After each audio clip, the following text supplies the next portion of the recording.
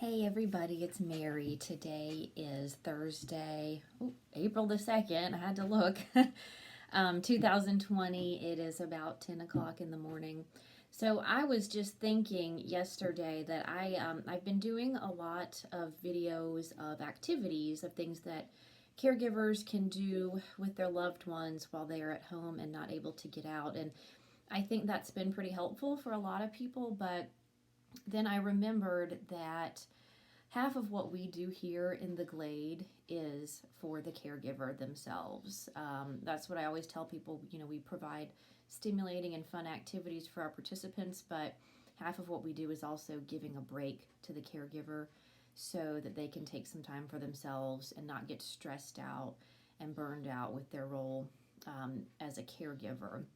So I'm really going to try to do some more videos, particularly for the caregivers, and how you all can help yourselves, take care of yourselves, and reduce your stress. I know being stuck in the house and not being able to have as many resources, such as people coming into the home to help you, it changes everything. And I'm sure stress has increased a whole lot for a lot of you caregivers. But I am going to do my best to help to support you during this time.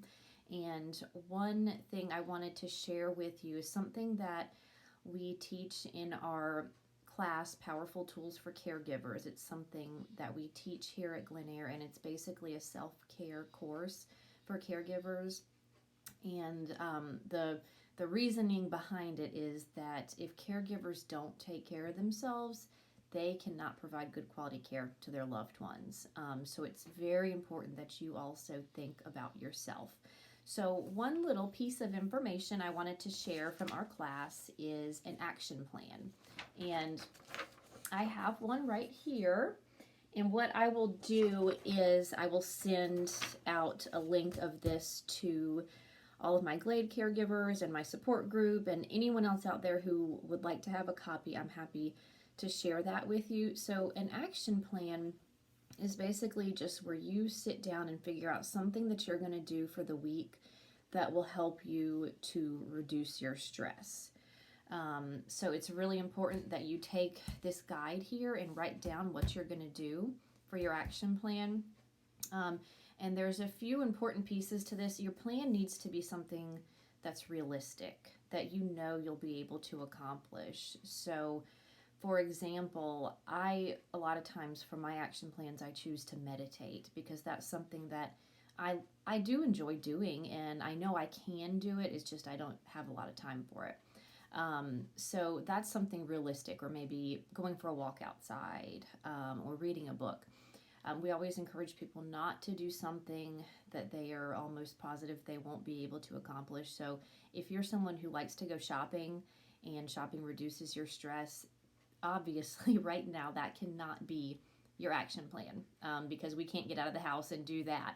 So it's just important to make sure that it's something that's realistic. So I will read to you an example of my action plan. So there's 4 parts to it. You have to have a what. What are you going to do? And my what is that I am going to meditate. I have an app on my phone that has guided meditations. So that is what I'm going to do this week for my action plan. And then you should have how much. So how much are you going to do it? And I plan to meditate for 20 minutes at a time. And then you should have your when. So it's important to plan what time of day you're going to do this so that you can be more accountable, to have a schedule. So my win is that I plan to do this before bed, because I know for me that's the easiest time for me to do it. And then you should also say how often you're going to do it. So I plan to do this at least 5 times out of the week. So I'll read that back to you this week for my action plan. And it's important to say I will do this. Don't say I will try or I plan. We have to say I will do it. So this week I will meditate for 20 minutes before bed 5 times. So, and then what you should do, and you'll see if you get a copy of this sheet, is say what your confidence level is for completing your action plan on a scale of 0 to 10. So 0 is you're definitely not going to get this done. And then 10 is you know for sure you're going to do it. And if your confidence level is very, very low, that means you may want to pick a different activity for your action plan.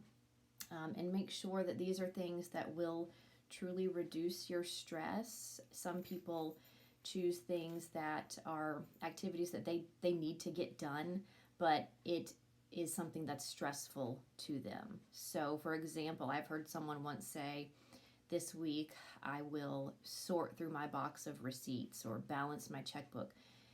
Yes, you do need to do that, but if that is something that causes you stress, you need to choose something different for your action plan. It really needs to be something that is going to be helpful to you and bring you calm and inner peace.